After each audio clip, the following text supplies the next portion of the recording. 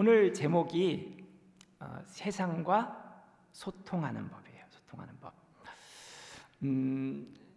그 춘천도 최근에 코로나 환자가 많이 늘었죠. 그래서 우리 성도님들도 걱정이 많으시고 우리 목사님도 걱정이 많으신 것 같은데, 저도 학교에 있으면서 코로나 환자가 늘어나서 여러 가지 문제가 많이 발생하고 있어요. 특별히 지금 11월 달에 소위 3차 대확산이 일어나고 있는데, 그 전에 8월 달에 2차 대확산이 있었죠. 2차 대확산이 있었는데, 그때가 마침 서울신대는 그 학생들, 요즘은 수능은 다음 주에 보지만 수시라고 해가지고 미리 원서 쓰고 면접하고 대학교 입학 전형을 하는 그런 절차가 있어요. 그래서 8월, 9월에 막 이제 그 수시 입시를 해야 하는데, 그때 코로나 환자가 많이 번졌는데 사회에서 왜 번졌다라고 얘기를 많이 했어요? 예? 예? 교회가 교회 때문에 번졌다라고 얘기를 했어요. 특별히 그 당시에 광복절을 전후해서 집회가 있었고, 그것이 코로나 확산되는데 굉장히 영향을 끼쳤다라고 많이 언론에서도 보도를 하고, 그 다음에 여러분들도 많이 들으셨을 거예요. 그래서 뭐 그게 옳다 그르다 얘기하는 것은 뭐 제가 할 수 있는 얘기는 아닌 것 같아요. 근데 어쨌든 그런 얘기를 많이 하니까 학교에서는 학생들이 많이 지원을 해야 하는데, 야, 교회 이미지가 안 좋은데 학생들이 과연 지원을 할까라고 해가지고 걱정을 많이 했어요. 근데 다행히 성도님들이 많이 기도도 해주시고 그래갖고 별 문제는 없이 전형을 많이 무사히 마치고 지원율도 떨어지지 않고 예년보다 조금 더 많이 와서 무사히 전형을 마쳤어요. 그런데 그럼에도 불구하고 이러한 상황을 통해서 앞서도 얘기했지만은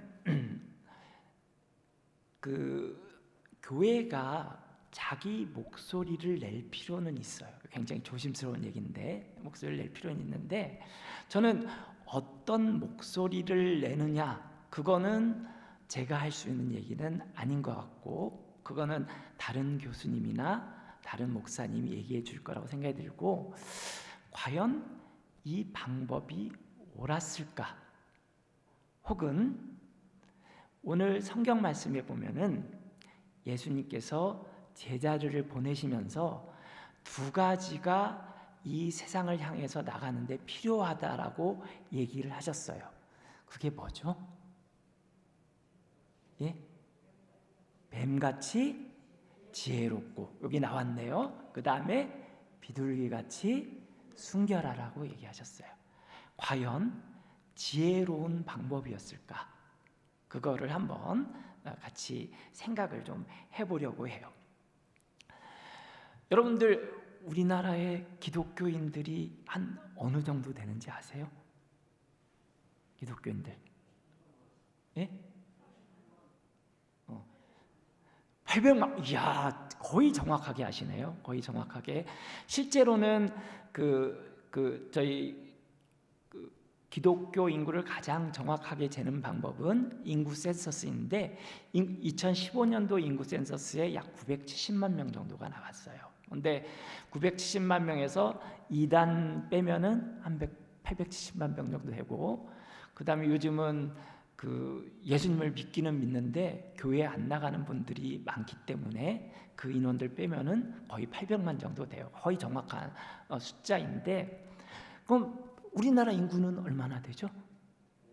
5천만이에요. 그러면은 800만이면 많은 인구이긴 하지만 믿는 사람이 많아요? 믿지 않는 사람이 많아요? 믿지 않는 사람이 많아요. 그리고 그 믿지 않는 사람들은 우리 세상 속에서 기독교인이 기독교스러운 얘기하는 걸 그렇게 좋아하지는 않아요. 보통 이러한 모습을 이제 제가 전공하는 종교사역적 용어로 세속화되었다, 탈종교와 탈교회화되었다라는 얘기를 하거든요. 그래서 이러한 세속화된 사회 속에서 어떻게 교회의 목소리를 내야 할까, 그리고 내는 것이 옳을까, 그런 얘기들을 많이 얘기를 하고, 그것이 제가 전공한 종교사역의 중요한 주제 중에 하나예요. 그래서 오늘은 제가 그 PPT 준비돼 있죠? 제가 확인을 못했는데 돼 있죠? 그 한번 띄워줘 보시겠어요? PPT를? PPT 이제 준비해서 아마 띄울 것 같은데, 제가 오늘 원래는 제가 얘기하는 요 관련된 주제를 다룬 책을 가지고 오려다가, 제가 원래 등산을 되게 좋아해요. 등산을 되게 좋아해가지고 오늘 춘천 와서 이 집회 끝나고 집에 가려면 굉장히 늦어가지고 아예 그럼 춘천에서 자자 해가지고 교회에서 좋은 숙소를 준비해 주셔가지고 오늘 집회 끝나고 여기서 춘천에서 하룻밤 자거든요. 근데 하룻밤 잔 김에 그냥 가기 아쉬우니까 등산까지 하고 가자라고 해가지고 등산 준비를 좀 해왔어요. 여러분들 죄송한데, 그래서 원래 책을 제가 좀 챙겨놨다가 무거워가지고 빼고 왔거든요. 그래서 책은 소개를 못하는데 화면을 아마 띄워주실 건데, 공적 영역에서의 종교의 역할 해가지고 미국 학자이긴 한데 로버트 아우디라는 학자와 니콜라스 월터슈토프라는 학자의 논쟁이 있어요. 그래서 그 논쟁을 소개하고, 그 논쟁을 통해서 과연 세상 속에서 기독교인이 어떤 식으로 얘기를 해야 할까, 그리고 아까 성경 말씀을 빌어서 얘기한다면 어떻게 얘기하는 것이 지혜로운 것일까, 그 얘기를 하려고 해요. 그런데 아직 PPT가 좀 준비가 안 된 것 같은데, 그럼 막간을 이용해서 제가 물 한 잔 마시고 얘기를 하겠습니다.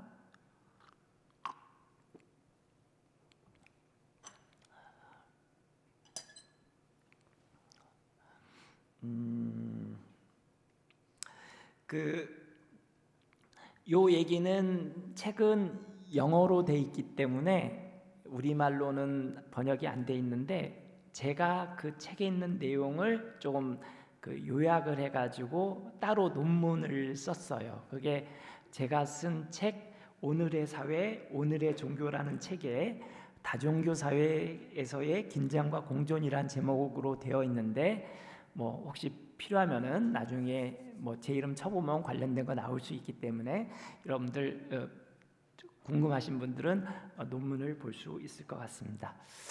얘기가 조금 어려워서 제가 PPT를 보면서 얘기를 하려고 했는데 됐어요? 예, 그래요. 떴네요. 그 다음 페이지 넘겨주세요. 여기 나오네요. 여러분들 잘 보이세요? 이 두 사람의 얘기인데, 로버트 아우디라는 사람과 니콜라스 월터슈토프라는 사람이에요. 뭐 이름은 여러분 기억할 필요는 없는데, 기왕이면은 다 이렇게 비슷한 범주의 사진을 해야 하는데, 아우디 사진은 찾다 보니까 컬러가 있는데 월터슈토프는 흑백 사진이 더 멋있더라고요. 그래가지고 한 사람은 컬러, 한 사람은 흑백했지만 같은 시대 사람입니다. 이 두 사람 얘기를 하려고 하는데, 그 다음 거 또 보여주세요. 자, 아우디의 얘기를 먼저 드릴게요. 이 책은 어떻게 구성이 되어 있냐면은, 로버트 아우디라는 사람이 이 사회 속에서 종교는 이런 식으로 얘기를 해야 한다라고 자기 주장을 쭉 하고, 그 다음에 거기에 대해서 월터슈토프가 아니야 나는 이렇게 생각해야 하고 또 이렇게 쭉 얘기를 하고, 그러면은 또 거기에 대해서 아우디가 반론하고 월터슈토프가 반론하고 이러면서 논쟁하는 식으로 책 한 권이 구성이 되어 있는데, 책의 순서를 따라서 먼저 아우디의 얘기를 해볼게요. 아우디의 입장을 가리키는 말이 뭐냐면은, 여기 뭐라고 써 있습니까? 어려운 얘기긴 하지만 한번 읽어보시면, 아니 위에 제목 아우디의 독립적 근원. 제가 길게 또 너무 강의를 하는 건 아니니까 자세히는 얘기할 수 없고 잠깐 얘기하면은 여러분들 요즘에 그 세상과 교회가 이렇게 부딪히는 문제 중에 가장 첨예한 문제 중에 하나가 동성애에 관한 문제예요. 동성애는 사실 참 얘기하기가 어렵고 저도 꺼려지는 게 이게 일종의 마이너스의 주제예요. 마이너스의 주제. 왜냐하면은 어느 쪽을 입장을 얘기해도 사람들이 찬성하는 사람이 교회에 호응하기보다는 반대하는 사람이 떨어져 나가고 더 강하게 주장되는 거예요. 예를 들어서 동성애 찬성하는 입장을 하면은 그 열심히 교회 다니시고 특별히 흔히 얘기할 때 보수적으로 예수님을 믿는 분들이 욕하면서 떨어져 나가요. 또 반대로 동성애를 반대라고 하면은 이 세상 속에서 차별이 없어야 돼라고 하면서 얘기하는 사람들이 교회는 왜 이렇게 보수적이야 하면서 교회로부터 또 반발하고 떨어져 나가요. 붙는 사람은 별로 없고 떨어져 나가는 사람만 많아요. 그래서 가능하면 얘기를 안 하고 싶은데 그래도 하도 한 이슈라 얘기를 안 할 수도 없는 상황인데, 근데 교회에서 동성애 반대한다라고 했을 때 제일 중요한 근거로서 드는 게 뭐죠? 왜 반대해요? 성경에 그렇게 써 있으니까, 하나님의 뜻이 아니니까 그래서 반대하죠. 그러니까 종교적 이유로 반대해요. 근데 세상 사람들은 성경을 믿어요, 안 믿어요? 안 믿어요. 하나님도 안 믿어요. 그러면 야, 너네는 성경에 써 있고 하나님이 말씀하셔서 반대한다고 하는데 나는 안 믿는데 그 뭐 나한테 그렇게 설득할 이유가 안 되잖아라고 얘기를 해요. 그래서 말하자면은 종교적 이유 외에 반드시 세속적인 이유가 하나 있어야 한다. 그게 바로 주어졌는데 세속적 근거고 그것을 독립적 근원이라고 불러요. 여러분들 제가 설명하니까 조금 이해되세요? 예, 그래요. 그래서 아우디가 얘기한 게 뭐냐면은 종교적 근거만으로는 강제의 충분한 근거가 될 수 없다라는 게 아우디의 주장이고 그것을 독립적 근원이라고 불러요. 뭐 밑에 있는 얘기도 좀 설명을 해야 하는데 너무 복잡해질 것 같으니까 그게 가장 중요한 아우디의 입장이란 것만 여러분들 이해하시면 될 것 같아요. 밑에 뭐 세속적 동기라는 말은 근거는 이러니까 해야 돼라는 건데 사람들이 이러니까 해야 된다라고 하지 않아요. 뭔가 유인책이 있어야죠. 당근, 초콜릿 뭐 그런 것이 있어야 하잖아요. 그런 의미에서 세속적 동기도 있어야 한다는 것이고 또 보통 이런 입장은 교회 밖에서 얘기되고 공식적인 데서 얘기하는 것이 맞지만은 얘기하지 말라는 것이지만 교회 안이나 비공식적 자리에서도 분쟁의 소지가 있기 때문에 가능한 한 얘기 안 하는 게 좋다. 그게 아우디의 입장이에요. 일단 아우디의 입장은 독립적 근원, 종교적 이유 외에 반드시 세속적 이유가 있어야 한다는 얘기죠. 자, 그러면은 그 다음에 월터 슈토프는 거기에 대해서 뭐라고 반박했을까요? 아직 보여줄 필요 없는데, 왜냐면 여러분도 생각을 해야 하니까 보여주면 말하자면 답이 다 나오는 거잖아요. 그러니까 여러분들 한번 생각을 해봐야죠. 아우디의 주장에 뭐가 문제가 있을까? 여러분들 생각에 그럴듯하잖아요. 그럴듯하고 맞는 것 같은데, 그런데 생각해 보면은 여러분들 기독교인에게 가장 중요한 게 뭐예요? 하나님 믿는 거고 신앙이고 그 근거가 성경이잖아요. 그러면 성경에 있는 얘기 하지 말라고 하면 나가서 무슨 얘기 하라는 거야? 그래서 그럼 우리가 할 얘기가 점점 줄어드는 것 같은데 라고 생각을 할 수 있어요. 그런 입장에서 얘기를 하는 게 월터 슈토프. 이제 보여주셔도 돼요. 이제는 제 얼굴과 화면이 같이 나왔죠. 이제 한 단계 발전됐습니다. 자, 거기에서 이제 아우디의 입장이 세속적 근원이라면은 월터 슈토프의 입장은 여기 오른쪽에 보면 뭐라고 써 있습니까? 종교 표현의 자유라고 되어 있습니다. 그러니까 종교인도 종교인으로서 자기 하고 싶은 얘기를 다 할 수 있다는 거예요. 월터 슈토프는 크게 세 가지로 아우디의 입장에 대해서 반박하는데, 첫 번째는 설득력은 특정 사회의 역사적 단계에 의존한다는 건데, 이 얘기는 뭐냐면은 아우디는 종교적 얘기는 분쟁을 일으키니까 하지 말라고 그랬잖아요. 근데 종교만 분쟁 일으키냐? 그거 아니다. 세속적 이유로 얘기도 싸울 사람들 다 싸운다는 거죠. 그래서 대표적으로 세속적 이유 때문에 사회에 크게 문제 일으킨 게 월터 슈토프가 든 게 홀로코스트라는 건데, 홀로코스트가 혹시 뭔지 아세요? 홀로코스트는 나치 독일이 유대인들을 학살한 거. 꼭 600만이나 되는 엄청난 일을 저질렀잖아요. 그 사람들이 종교 때문에, 히틀러가 종교 때문에 죽였어요?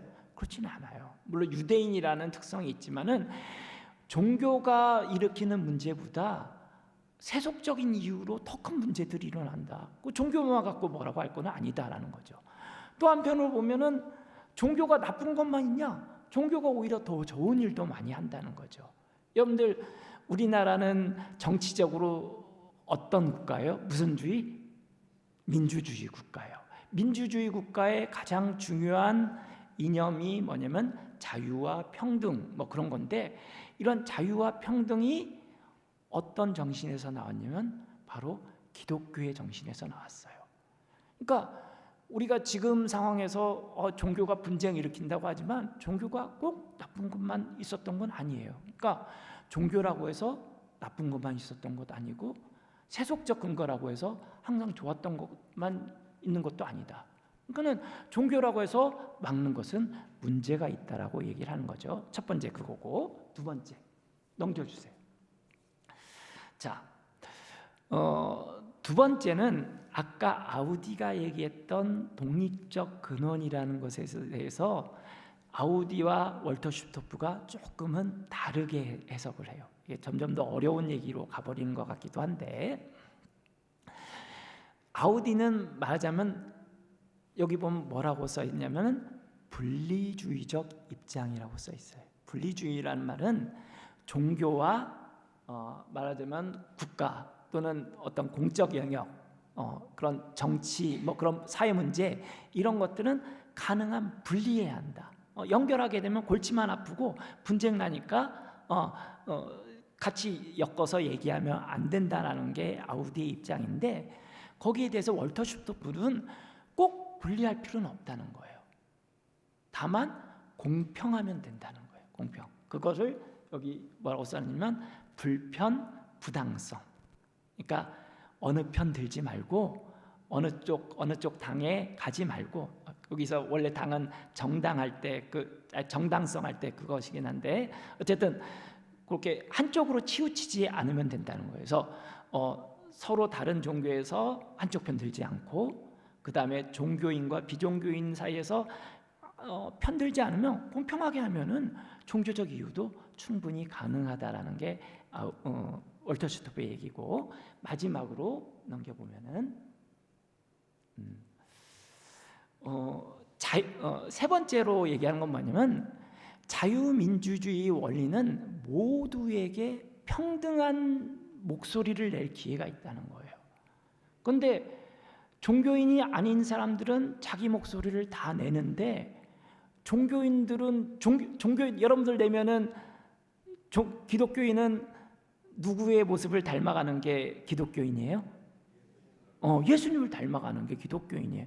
그럼 딱 여러분들 누르면은 예수님에 관한 소리가 나와야 돼요. 그런데 그런 목소리를 내는 것을 제한한다면은 그거는 자유민주주의의 평등한 목소리라는 원칙에 어긋난다는 거죠. 그래서 한번 조금 길지만, 그리고 어려울 수도 있지만 같이 참여한다는 의미에서 여러분들 그 월터 슈토프가 주장한 거 제가 따옴표로 해놓은 거 세 줄 있잖아요. 같이 한번 읽어보도록 하겠습니다. 시작.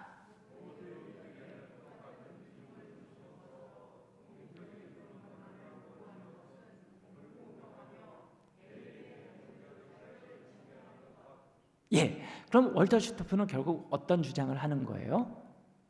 종교인도 자유롭게 자기 얘기를 해야 한다는 거죠. 똑같이 권리가 있는데, 똑같은 권리인데, 그래서 얘기할 권리가 있다는 거예요. 그런데 다만 월터 슈토프는 제한 조건을 둬요. 그 다음 페이지 봅시다. 자기 얘기를 할 수는 있지만 이런 세 가지의 제약 조건을 지키면서 얘기할 필요가 있다는 거예요. 첫 번째는 공손함, 경청의 매너예요. 여러분들 누가 여러분들한테 얘기할 때 이거 해, 저거 해 하면은 기분 좋아요, 싫어요? 싫죠. 뭔가 내가 해야만 하는 일도 누군가 공손하게 우리에게 부탁할 때 정말 하고 싶은 마음이 생겨요. 아까 그 목사님이 우리 담임 목사님이 예전에 상담 좀 관심이 있어서 공부하시려고 생각을 했다라고 얘기를 하고, 그 다음에 저는 여기 오기 전에 몰랐는데 또 우리 목사님 따님이 제가 면접을 봤는데 그 사람이더라고요. 우리 상담대학원에 다니고 있거든요. 근데 상담에 있어서 가장 첫 번째, 그러니까 상담자가 왔을 때 첫 번째 상담자가 제일 잘 해줘야 할 게 뭐냐면은 그 사람의 얘기를 귀 기울여서 들어주는 거예요. 무슨 얘기 안 해도 들어주면서 스스로 그 문제가 해결이 되거든요. 그러니까 들어준다는 건 그 사람에 대한 매너이고 그것을 통해서 오히려 설득할 수 있는 거예요. 그러니까 어떤 면에서 나가서 내 목소리만 크게 내는 게 아니라 공손하게 그 사람의 얘기를 먼저 들어주는 것, 그게 어쩌면은 이런 종교적 얘기를 할 때 굉장히 필요한 조건이라고 얘기를 하는 거죠. 여러분들 아까 다른 사람이 부탁할 때도 그렇지만 우리 집사님이세요, 장로님이세요? 예? 장로님. 장로님 사모님 아직 계시죠? 예. 사모님한테 부탁한 일이 있으면은 막 고민 많이 하시죠? 막 명령하세요?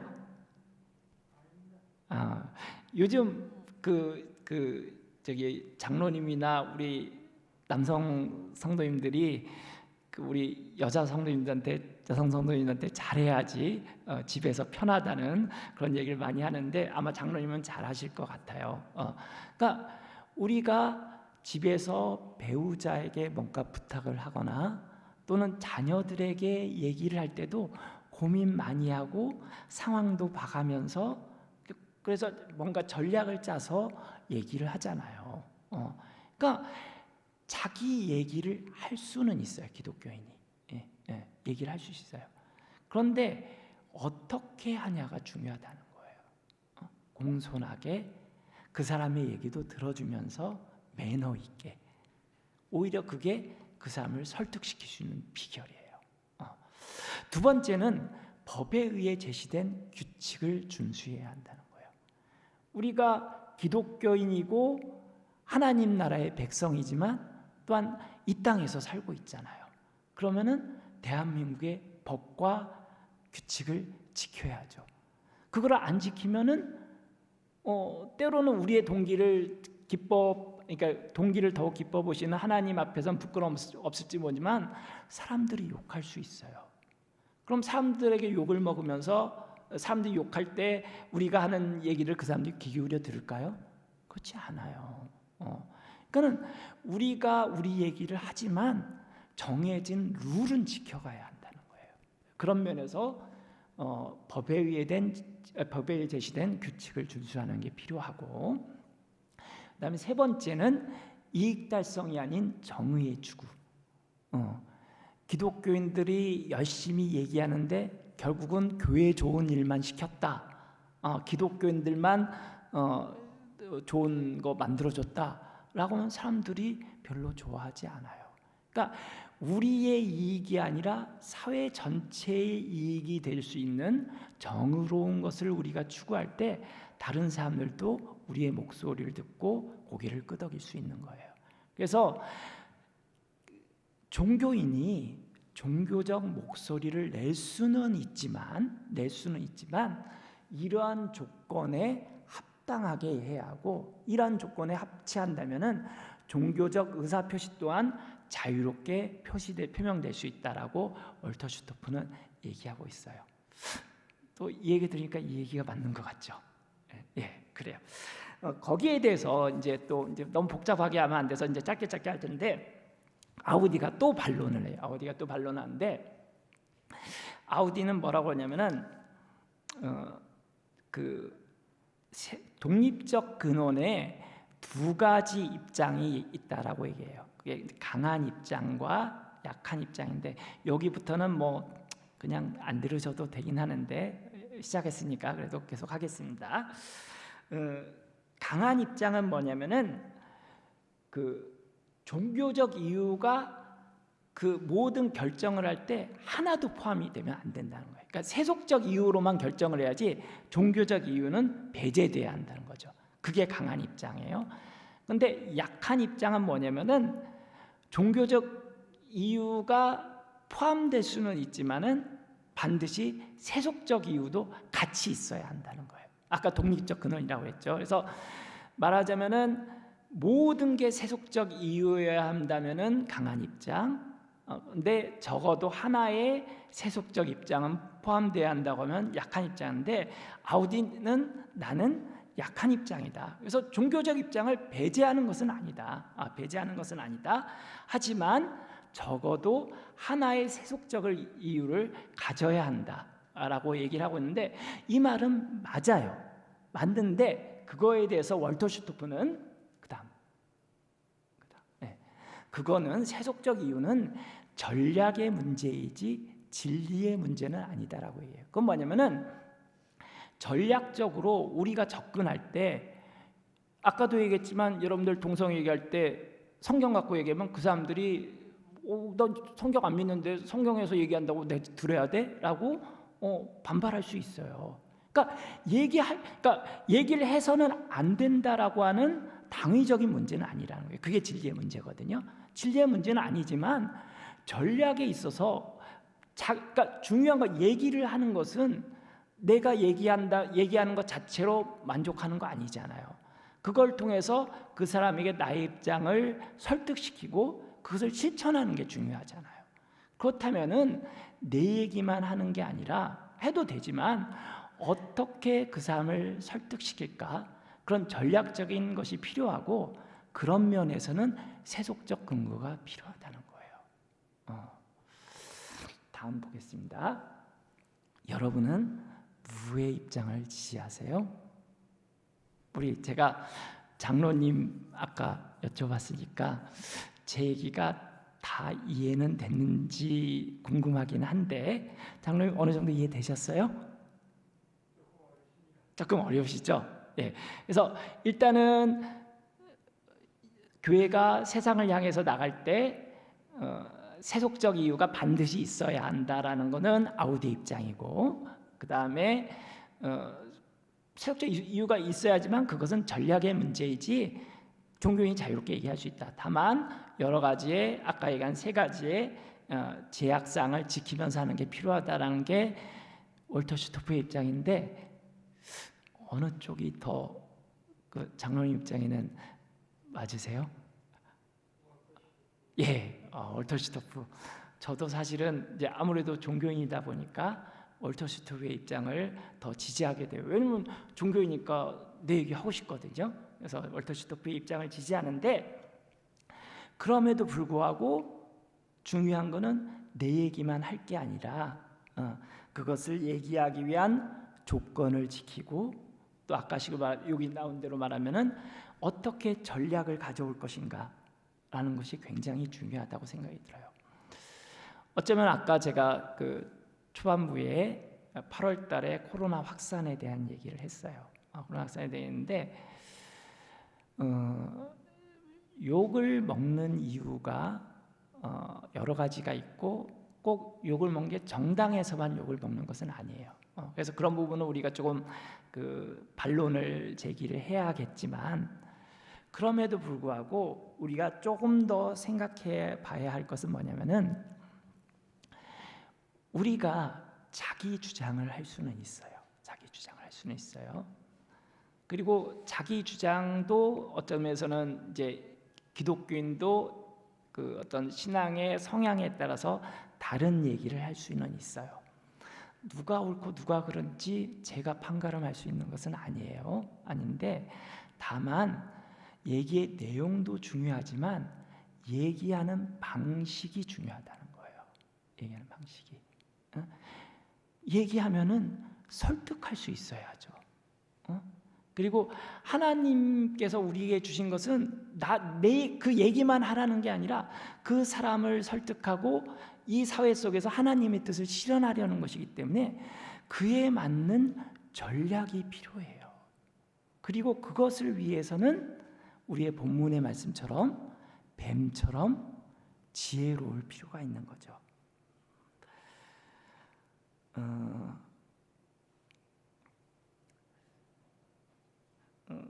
이런 맥락에서 제가 또 다른, 여기까지도 어려운데 너무 길게는 안 가고 또 다른 얘기를 하나, 사회학자 얘기를 또 하나 잠깐만 하려고 해요. 제가 할 얘기를 딱 눈치를 채시고 PPT를 띄워주셨는데, 막스 베버라는 사람이 있습니다. 아까 얘기한 로버트 아우디나 니콜스 월터 슈토프는 그렇게 유명한 이제 학계에서는 유명하지만 일반적으로 유명한 사람은 아니고, 막스 베버는 일반인들에게도 어느 정도 알려진 사람인데, 이 사람이 두 가지의 윤리를 얘기하고 있어요. 윤리가 무엇이 옳고 무엇이 그러냐, 무엇이 선한 것이냐, 어떻게 살아야 하느냐에 대한 것이죠. 근데 두 가지의 윤리는 태도 윤리와 책임 윤리예요. 근데 태도 윤리는 뭐가 판단의 기준이냐면 동기가 판단의 기준이에요. 그래서 결과가 나빠도 동기가 선하면은 그거는 좋은 거예요. 동기가 좋았으니까. 그런데 책임 윤리는 동기보다 결과에 중점을 두는 거예요.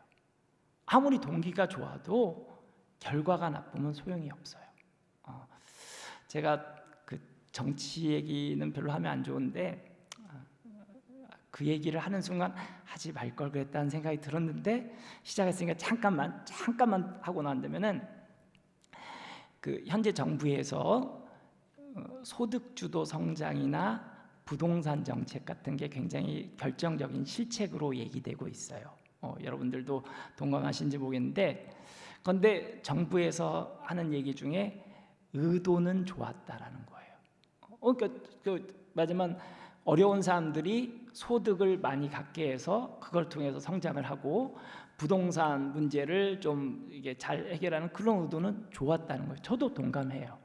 그런데 결과는 별로 안 좋았어요. 이 얘기를 막스 베버가 어디서 하냐면은 직업으로서의 정치라는 글 속에서 하거든요. 그래서 정치인에게 필요한 것은 책임 윤리이지 태도 윤리가 아니다라고 얘기하는 거예요.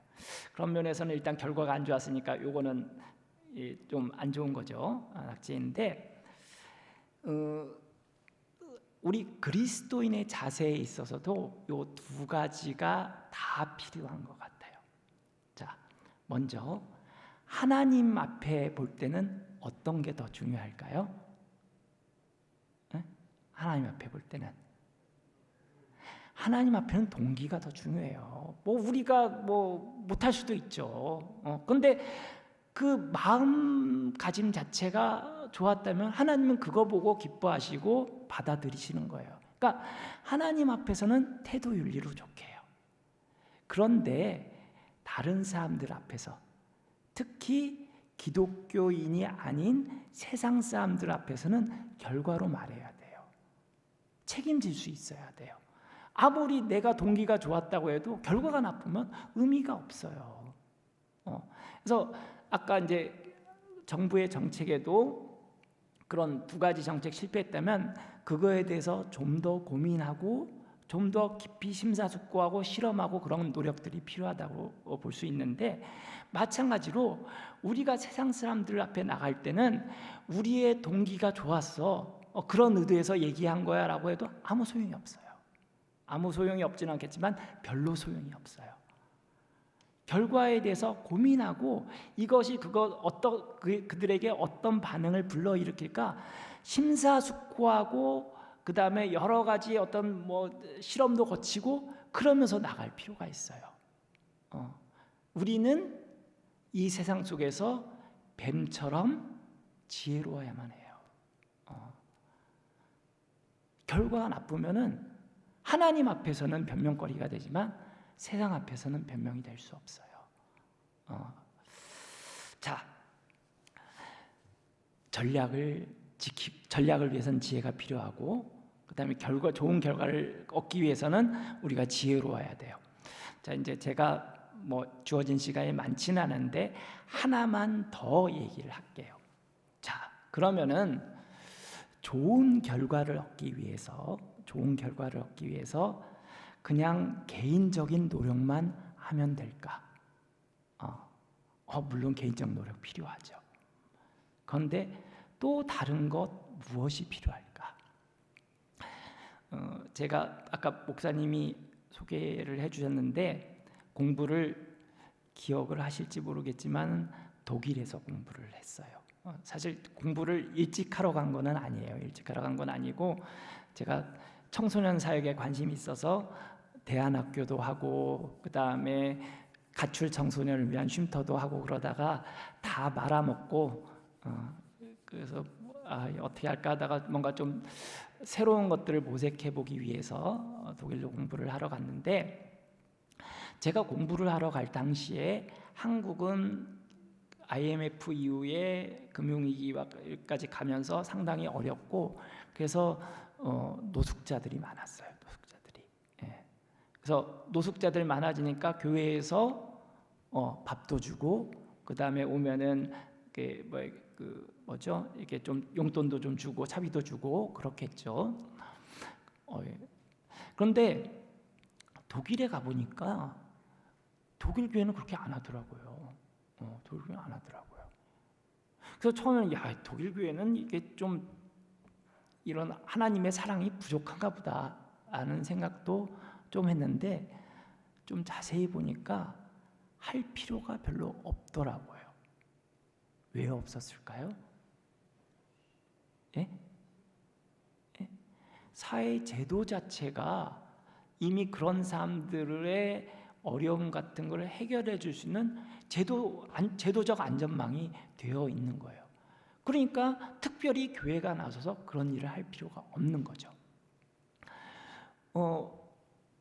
노숙자의 입장에서는 어느 쪽이 더 좋을 것 같아요?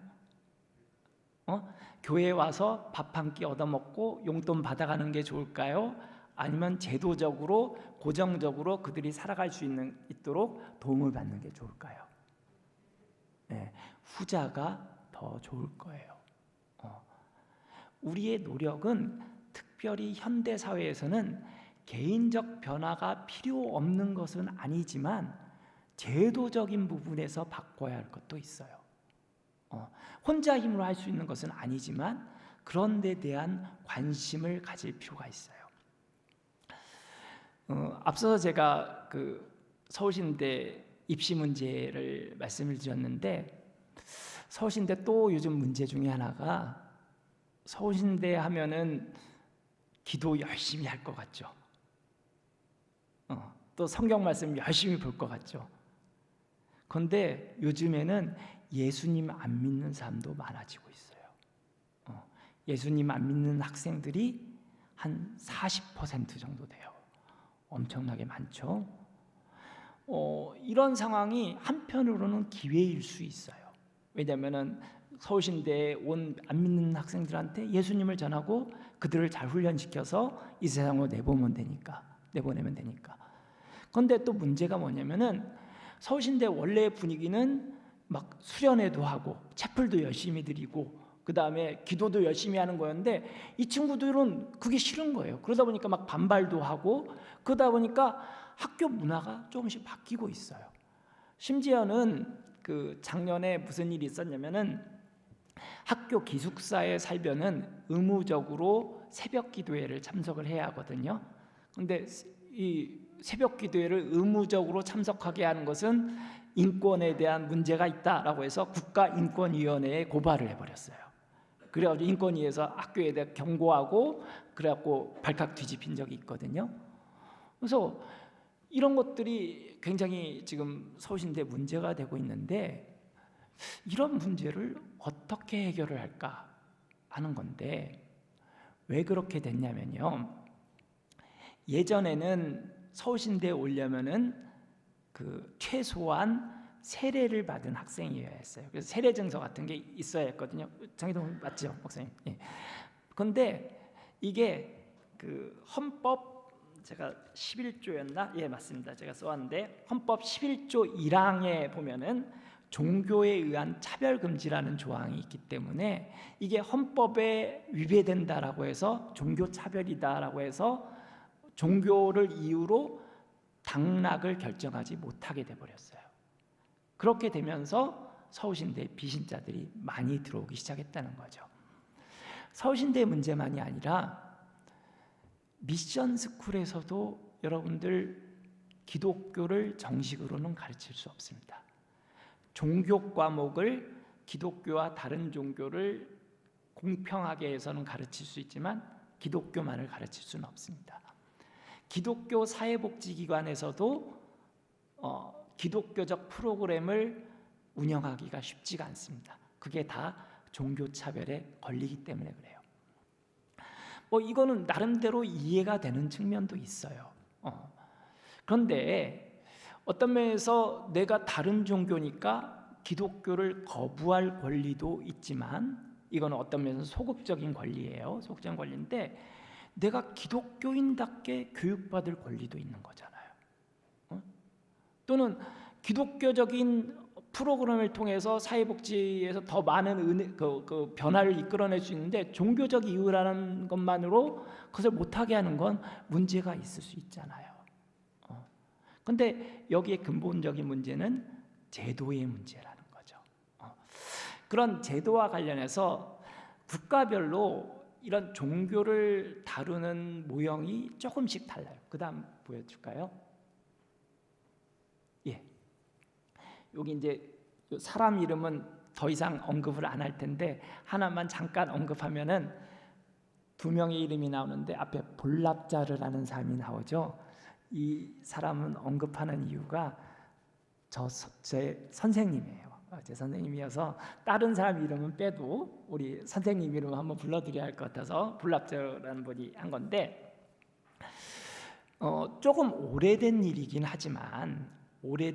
하지만은 유럽에서 이슬람 여인이 아마 학교였던 걸로 기억을 하는데 히잡을 해가지고 문제가 됐던 적이 있어요. 그래서 그게 이제 막 종교 탄압이다 아니다 문제가 됐었는데 그게 혹시 어느 나라에서 일어난 일인지 아세요?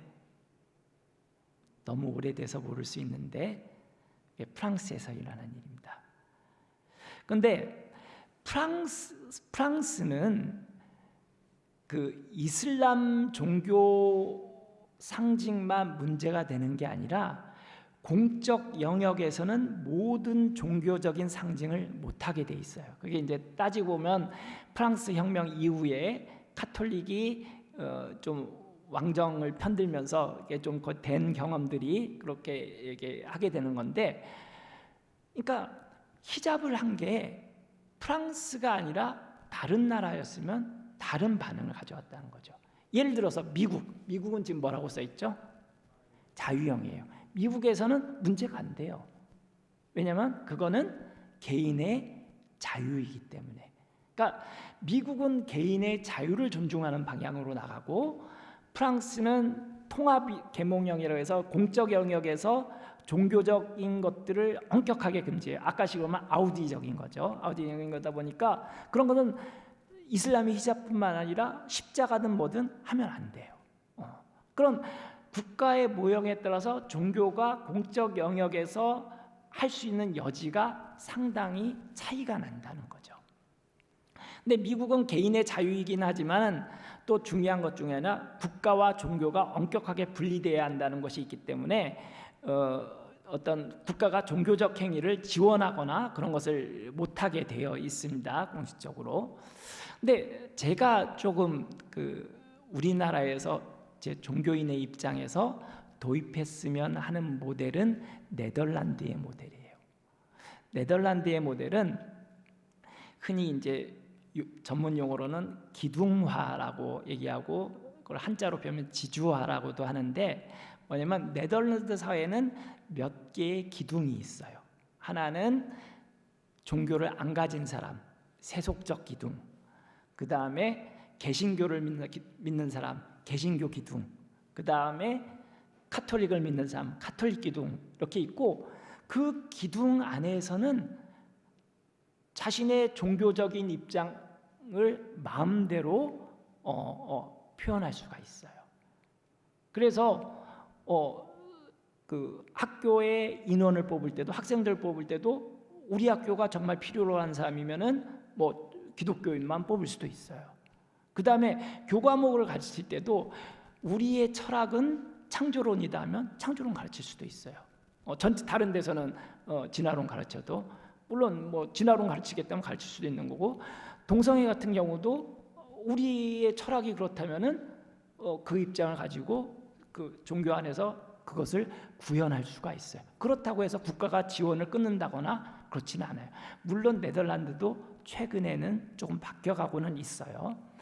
그래서 우리가 아까 서울신대의 비신자가 늘어나는 현상, 그 다음에 미션스쿨에서 기독교를 제대로 교육할 수 없는 현상, 그런 것들은 단순히 우리의 개인적 노력만 가지고 될 수 있는 것이 아니라 이와 같이 다른 모델을 발굴하고 그런 것들을 설득시킴으로써 제도를 바꿔야 돼요. 국가가 종교를 다루는데 이런 식으로 다룰 수도 있다. 그러니까 종교에게 자유를 주고, 그렇다고 해서 아까 얘기한 월터 슈토프가 얘기하는 기본적인 법과 규칙이라든지 그런 제약들을 어겨가면서 하라는 것은 아니에요.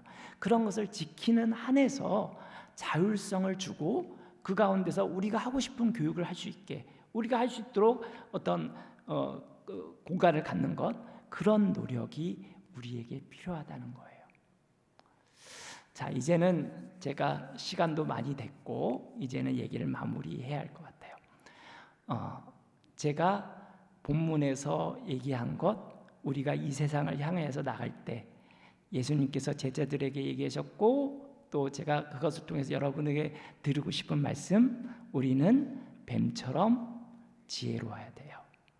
우리가 어떤 얘기를 하느냐도 중요하지만 그 얘기를 어떻게 하느냐도 굉장히 중요해요. 그래서 우리는 지혜를 가지고 전략을 세워야 하고, 그 다음에 단순히 나의 동기만 좋았다라고 하는 것이 아니라 결과에 대해서 책임질 수 있는 그런 그 책임감을 가지고 우리 일을 추진해야 돼요. 그리고 아울러서 개인적인 변화뿐만 아니라 이런 제도적 개선에 대해서도 내가 할 수 있는 것은 별로 없지만 관심을 가지고 내가 할 수 있는 분야, 또 그리고 노력할 수 있는 것들 그 속에서 최선을 다해서 그런 것들 제도적 개선을 위한 관심과 노력하는 것도 필요하다고 생각이 들어요. 자, 이제 말씀을 마치는데, 제가 여러분에게 얘기한 거는 뱀처럼 지혜로우라는 부분이에요. 지혜로운 부분인데, 그렇다고 해서 놓쳐서는 안 될 게 그 말씀 안에 또 하나 있어요. 뱀처럼 지혜로운 것과 함께 또 뭐가 필요했죠? 비둘기처럼 순결함이 있어야 돼요. 우리가 아무리 지혜롭게 얘기를 해도 우리의 삶의 모습이 순결하지 못하다면은 그 사람들은 전혀 설득되지 않아요. 다른 종교의 얘기를 해서는 미안하지만 최근에 불교계에 굉장히 유명했던 분이 TV에 자기 집과 가지고 있는 것들이 비춰지면서 많이 논란이 된 적이 있어요. 여러분들 아시는 분은 아실 텐데, 그분이 얘기한 거는 예전이나 지금이나 변한 건 없어요. 똑같은 얘기예요.